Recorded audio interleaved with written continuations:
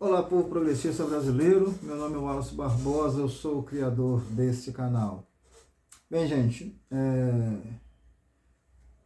gostaria de começar logo pedindo para que vocês deixem o like de vocês, que vocês se inscrevam no meu canal, que vocês divulguem meu canal, que ajude a divulgar meu canal através de compartilhamentos, né? Que vocês também deixem seus comentários. Tudo isso é importante para que o YouTube reconheça que o canal da gente realmente está começando a fluir e passe a distribuir para outras pessoas que pensam como nós pensamos, num país verdadeiramente democrático, num país verdadeiramente solidário, né? Bem, gente, começando a falar aquilo que eu preciso falar com vocês hoje, que eu quero falar com vocês hoje, eu não gosto de frase feita, eu odeio frases feitas, principalmente essas frases feitas que estão na moda, né? Mas eu tenho que dizer, o Brasil não é para amadores. Cada dia que passa a gente toma um susto, a gente pensa, gente, de onde que saiu uma situação dessa? De onde que saiu uma crise dessa? Que o Brasil produz crises, né? Diariamente tem crises sendo produzidas por aí, por políticos canalhas, por políticos que querem tomar o poder de qualquer forma, por políticos corruptos. Né? E a gente se assusta a cada dia, fala, gente, como é que pode? Cada dia que passa, parece que eles têm uma criatividade mais aguçada para arrumar confusão, para arrumar problema. Quem perde com isso é o povo brasileiro, né? Que a gente não consegue caminhar por tanta canalice dessa gente. O que é pior, essa gente que comete essas canalices, elas são eleitas nos seus estados, né? Lá em Brasília, que estão cometendo essas canalices em Brasília. Aí eu estou dizendo de senadores, deputados, né? E até o próprio presidente, caso venha cometer canalice, que foi o caso do presidente passado. Tudo isso foram eleitos por nós, nos estados, né? E a cada dia que passa a gente se surpreende com a atitude dessa gente, uma atitude criminosa dessa gente. A última agora, né, que a essas alturas todos já sabem, é do do senador Marcos Doval. Marcos Doval é daqui da minha terra, eu sou do Espírito Santo, moro aqui em Vila Velha. Marcos Doval é um dos senadores que representa o estado do Espírito Santo. Na verdade, o único senador que realmente me representa é o Contarato. Né? O Contarato sim me representa. Mas o Marcos Doval nunca me representou e não vai representar nunca. Nunca também. Assim como o Magno Malta também dificilmente vai fazer alguma coisa com a qual eu concorde. Porque eu conheço o caráter dele. Né? A gente já, não é a primeira vez que ele está em Brasília para defender os interesses do Espírito Santo. Não, eu conheço o caráter dessa gente. Mas enfim, gente, o que aconteceu? Todo mundo já sabe, mas só para tentar entender isso. Ele recebe um convite para ir à Granja do Torto, que é a residência de descanso, de veraneio, vamos dizer assim, do ex-presidente da República, né? Então ele recebe esse convite, mas é um negócio assim, meio parece filme de espionagem barato. Ele chega em um determinado local, sozinho, não pode ir no carro dele, tem que ser no carro da escolta do presidente, do então presidente, né? Que isso foi em dezembro, dia 9 de dezembro. Aí chega lá na Granja do Torto, numa reunião com ele, o presidente da época, que era o Bolsonaro, e o Daniel Silveira.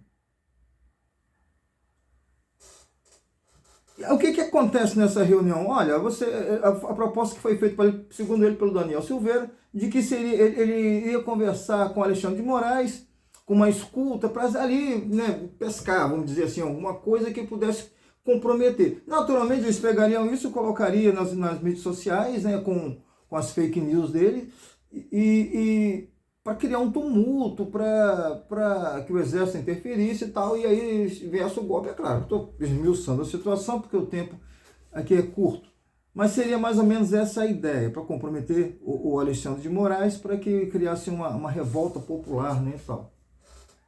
Ok. Segundo ele denunciou isso pro Alexandre de Moraes, 2 ou 3 dias depois, tal, né? E as coisas foram acontecendo, que depois eu vou falar rapidamente sobre as coisas que aconteceram. Mas aí ontem, por ele parabenizar o presidente Pacheco, que ganhou as eleições para para presidir o Senado, né? Houve uma confusão lá, tá, onde ele ficou chateado e ele faz a seguinte denúncia: fui coagido pelo presidente para dar o golpe, né? Isso no mês passado. Ele disse claramente, ninguém forçou ele a falar nada disso. Ele disse que foi forçado, que foi coagido. Coação, gente, coação é um negócio muito grave. Coação é uma pressão psicológica, de constrangimento, alguma coisa assim, olha, você tem que fazer, tal. Foi isso que ele disse. A palavra coação é uma palavra muito, muito bem definida. O que é a coação? Não deixa dúvida do que seja coação. Ok, gente. Aí agora ele fala que ele não odeia, né? O que se chama ele de bolsonarista, mas ele é o quê, gente? Ele é bolsonarista. Ele é bolsonarista, né? E tanto é bolsonarista que foi chamado para participar desse golpe. Alguém ia chamar um petista? Alguém ia chamar alguém do PSTU, do PSOL, do PCdoB, do PSB? Claro que não. Alguém chamar alguém da base do governista? Não. Da base do governo atual, é o que eu estou querendo dizer. Vai chamar alguém que realmente seja bolsonarista, alguém que se identifica, né, como bolsonarista de fato. Apesar de que, além de ser bolsonarista, tinha que ter uma relação com Alexandre de Moraes, o que parece que ele tinha. Pelo menos ele está dizendo que tinha. Não sei o que Moraes diz sobre isso. Então, gente, veja bem, aí ele fala que ele não queria participar do golpe, não, que achava que o golpe era absurdo, aquele negócio todo. Agora, vamos voltar à data desse encontro, que foi no dia 9, aí no dia 12, mais ou menos dia 12, ele vai falar para o Alexandre o que aconteceu. No dia 12 de dezembro, à noite, não sei se vocês se lembram, mas houve aquele ataque lá, que quebraram tudo em Brasília, incendiaram 15 ônibus, vários carros, quiseram invadir a sede da Polícia Federal, a polícia militar que estava ali não prendeu ninguém, enfim, aquela confusão toda que foi gerada pela prisão do índio Sererê, né? E aí, gente, o que acontece? A gente até suspeita que quem pediu a prisão desse índio foi a PGR, que nunca questionou nada contrário, que fosse contrário ao Bolsonaro, nunca agiu de forma contrária ao presidente Bolsonaro, mas quis prender um militante do Bolsonaro. Uma vez preso o índio, aí houve todo aquele conflito, e quem também não prosseguiu, que não deu sequência, ficou naquilo ali, só naquilo ali. Mas foi uma tentativa, sim, de ataque, ou foi ali ataques terroristas, sim. Destruição do patrimônio público, né? Pessoas correram risco, pessoas foram feridas. Aquilo tratou-se, sim, de um ataque terrorista. Mas calma que eu vou adiantar um pouco mais. Quando chega no 23 de dezembro, é o recesso. O Brasil está em recesso, não tem mais deputados, não tem mais senadores, está todo mundo cada um nas suas bases. Dia 23 de dezembro. Ou seja, não que ele fosse obrigado a não estar em Brasília, né? Mas é mais comum que as pessoas, ainda mais, né, que as pessoas estejam em suas bases. Quando chegou no dia 24 de dezembro, aquela ameaça de bomba no caminhão, que poderia ter matado centenas de pessoas. Poderia ter sido, talvez, sendo um dos maiores desastres do Brasil nos últimos anos. Poderia até ser maior do que o de Brumadinho, né, o desastre ecológico de Brumadinho causado pela Vale. Poderia ser algo terrível. Ok. Aí o Lula toma posse, dia 1º. Quando chega no dia 8, todo mundo já sabe o que aconteceu. Os ataques terroristas, de fato, aconteceram na Praça dos Três Poderes. Centenas de pessoas presas. Ficou ali bem definido que os seguidores de Bolsonaro, por influência, evidentemente, do Bolsonaro e dos filhos dele, iam dar um golpe. Onde, hoje, o Marcos Doval disse ser contrário ao golpe, por isso ele não aceitou lá. Mas ele era contrário ao golpe. E a tentativa de golpe aconteceu no dia 8. Que também poderia ter morrido gente, e graças a Deus não morreu, né? O Brasil poderia ter perdido ali a sua democracia. Né? Alguma coisa deu errado ali que o plano não deu certo. É esquisito isso, né? Mas alguma coisa deu errado porque o plano não deu certo. O exército de última hora, eu acho que foi de última hora, eu sempre estou falando isso, o exército de última hora resolveu não entrar. Acontece que 2 dias depois, adivinha quem estava lá na prisão com os bolsonaristas, terroristas, tirando fotos e, inclusive, incentivando a eles, ensinando a eles, não, vocês têm que fazer vídeo para publicar essas coisas todas. Adivinha quem? Marcos Doval, que diz que não era a favor do golpe. Mas foi lá para conferir se estava tudo bem. Nunca visitou um presídio para saber como é que está a vida dos presidiários. Mas foi lá naquele dia para saber se estava tudo bem com os terroristas. Que ele fala que não tem nada a ver com isso. Mas foi de muito mau tom você para procurar saber se os terroristas estavam sendo bem tratados. Logo você que sabia, tinha noção do tamanho do golpe que se estava tramando. Você lá no dia 9, Marcos Duval, estava sabendo de tudo que ia acontecer. E quando chega na tentativa de golpe que deu errado, você vai visitar os terroristas. Você tinha noção de tudo. Né? Ok, aí você joga discurso, depois que você, de Marcos Duval, olha só gente, Marcos Duval, o que ele vai fazer? Ele vai falar que ele foi pressionado pelo Bolsonaro, foi coagido, coação é pressão, psicológica, né? Enfim, é pressão. Agora ele disse que não, que quem pressionou ele não foi o Bolsonaro, não, o Bolsonaro não me pressionou, mas ele disse que foi coagido. O motivo da live que ele deu de Mato Grosso foi isso, que ele foi coagido, mas recebeu um telefonema dos filhos, segundo já está na mídia, né? E aí já mudou de ideia, não foi isso. Ele também diante dessa denúncia que ele mesmo fez, ele já colocou junto com o mesmo pacote da denúncia, ele colocou a sua renúncia. E já voltou atrás também, já não quis mais renunciar. Durante a CPI da pandemia, ele foi um dos defensores do Bolsonaro. Né? Defendeu o Bolsonaro com muita força, com muita... E eu já percebi ali, nesse cidadão, no Marcos Doval, uma insegurança. Né? Parece que ele é um homem de 50 anos, entre uns 51 e 52 anos, mas parece que ele não tem uma idade mental que corresponde à idade que ele tem, a idade cronológica que ele tem. Ele parece muito impulsivo, muito sem noção das coisas, né? Parece que não amadureceu sua mente, sua forma de raciocínio, sua forma de pensar, sua maneira de pensar. Para vocês terem uma ideia, não sei se vocês se lembram, de Luiz Miranda, o deputado que denunciou o Bolsonaro, porque o irmão dele o irmão dele era Luiz Ricardo Miranda, os dois Luiz Miranda, né? O irmão dele era funcionário público e que foi sim também coagido pelos bolsonaristas para assinar um documento lá da Covaxin, né? Então aí houve toda aquela denúncia e quando o Luiz Miranda foi depois na CPI, ele agrediu, eu chamo aquilo de agressão, ele deu duas peitadas no Luiz Miranda. Ou seja, qualquer pessoa que pensa antes de fazer não teria feito aquilo. Ele não é o tipo da pessoa acostumada a pensar. Né? Soltou isso de uma maneira sem pensar, num momento de raiva, falou que o presidente da época coagiu, agora já está dizendo que não coagiu mais, falou que ia, tudo isso no calor das emoções, né? Falou que ia renunciar, agora não renuncia mais, enfim, como é que a gente pode ter certeza no que ele está falando? Segundo ele passou todas as informações para o Alexandre de Moraes. Vamos ver o que o Alexandre de Moraes tem a falar sobre isso. Parece que agora o Alexandre de Moraes já pede para que ele seja ouvido pela Polícia Federal.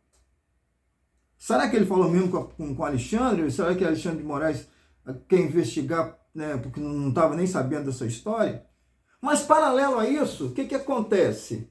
O Daniel Silveira foi preso em Petrópolis hoje de manhã. Né? E com 270 mil reais em vivo, dinheiro vivo, 270 mil reais. Esse povinho para gostar de dinheiro vivo, né?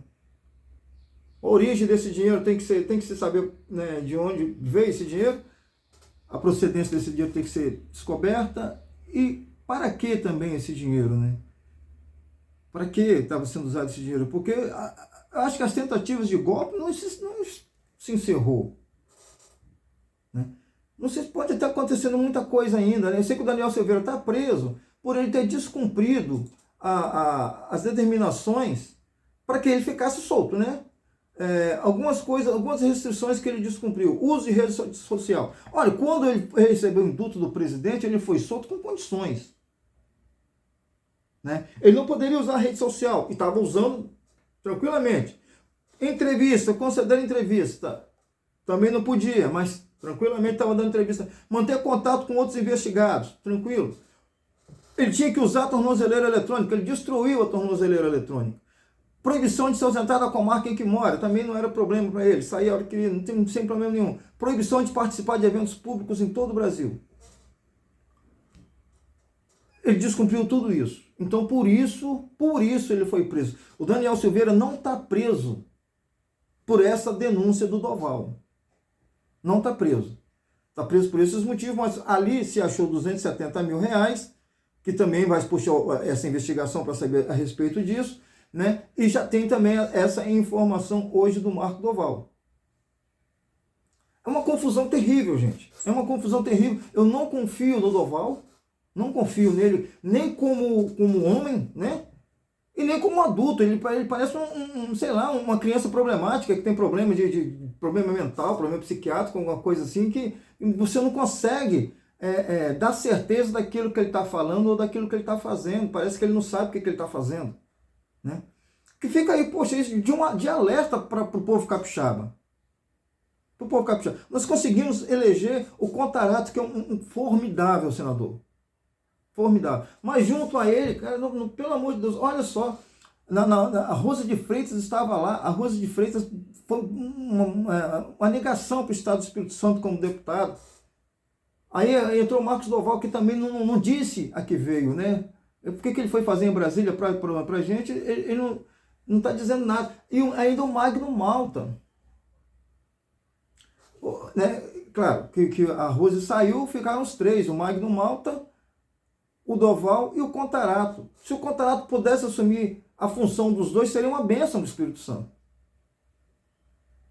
Mas não pode, são três representantes que nós temos que ter, e são dois representantes que botam o nosso Estado para baixo, que não nos representam em nada.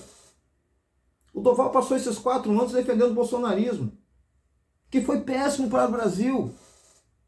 Aqui para o nosso Estado foi péssimo, não trouxe nada para nós. Mas, enfim, gente, são pessoas dessa natureza que nós estamos elegendo aqui no Espírito Santo, Rio de Janeiro, São Paulo, por aí afora. Conseguimos eleger o presidente Lula? Ótimo, ótimo para nós. Mas as nossas escolhas para deputados e senadores são tão ruins que ontem nós comemoramos o Pacheco ter vencido a eleição e a eleição também do presidente da Câmara. Nós comemoramos isso, não era para comemorar. Mas era o que tinha, foi o que sobrou, foi o que nos restou. Né? E a gente sofre por isso, né? A gente sofre por isso. Agora, como que fica pra gente essa questão, que agora que é importante estar definindo, essa questão do Marcos Doval, como é que isso vai resultar? Em que isso vai dar? Isso é muito sério o que ele falou. Né? O próprio Flávio Bolsonaro disse que não vê crime nenhum nisso. Ou seja, o Flávio Bolsonaro não negou que isso tenha acontecido. Só disse que isso não é crime. Né? Só disse que isso não é crime. É claro que é crime. Você tentar um golpe contra um presidente eleito, aliás, o presidente não tinha tomado posse ainda, mas você tentar um golpe para tentar reverter a eleição, isso não é crime? Crime é o quê? De que Constituição esse pessoal lê? Qual é a Constituição que esse pessoal está lendo? Porque não é a Constituição do Brasil. De que democracia que essas pessoas falam? Que liberdade é essa que essas pessoas falam? Que você, eleitor, não tem direito de eleger o seu presidente porque eles vão lá e tiram. Vão lá e dão um golpe para matar pessoas. Não morreu gente porque Deus não quis. Mas o golpe, por exemplo, da tentativa de incendiar o caminhão, foi um golpe para matar pessoas. Aí o presidente que você elegeu, eles tiram do poder na base dessa violência absurda. E aí tem que ver, já que o Marcos Doval ele não gosta de ser chamado de bolsonarista. Como não gosta de ser chamado de bolsonarista? Vai chamar ele de revolucionário, de socialista, de comunista? Não, ele é bolsonarista sim. Você vai ter que carregar esse nome pro resto da vida. Nunca você vai poder desassociar o nome de Marco Doval do bolsonarismo. E ele tem muito que explicar sobre isso. Por que ele mudou de ideia? Não foi o Bolsonaro que me coagiu. Bom, ele disse que deu uma entrevista para a Veja, que vai ser publicada sexta-feira. Eu não sei se a entrevista que ele deu já faz parte do que vem sendo publicado aí, se tem mais alguma coisa para sair ainda na sexta-feira. Mas ele vai ter que se explicar muito, não só para nas entrevistas da Veja, mas para a Polícia Federal. Tem muita coisa que precisa ser vista nisso aí. Muita coisa. Eu não acredito nem que ele estivesse sozinho, ele, o presidente e o Silveira, Daniel Silveira. Será que os filhos do Bolsonaro não estavam lá também? Bem, gente, esse é só uma informação que a gente vem trazendo para vocês, que todo mundo já está sabendo, mas é só colocando a minha visão crítica em cima disso. Até onde que ele está envolvido nisso, por que ele resolveu romper com o bolsonarismo, se é que rompeu, né? E por que ele não falou isso antes, por que ele não veio a público para dizer isso antes, para que a gente fique, né, com isso na nossa mente. Só para relembrar, eu já estou fazendo meus trabalhos aqui na internet já há uns 20 dias, né? E sempre me esqueço de pedir para vocês deixarem o like de vocês, para vocês se inscreverem, né, para vocês compartilharem, para vocês comentarem. Mas façam isso, né? Eu pedi no começo hoje, raramente me lembro, mas hoje eu pedi no começo, estou pedindo de novo só para reforçar, para vocês dar um like, deixar um like caso vocês tenham gostado, compartilhar também, né, se vocês tiverem gostado, evidente. Se inscrever no meu canal, para a gente continuar trazendo essas informações em prol da democracia no Brasil. Quem sabe, com esse movimento meu e mais de centenas de pessoas que vem fazendo vídeos em prol da democracia, quem sabe a gente consegue já vislumbrar num curto espaço de tempo, a gente consegue vislumbrar de fato uma nação solidária que venha beneficiar todos os brasileiros. Eu fico por aqui. Muito obrigado. Fiquem com Deus.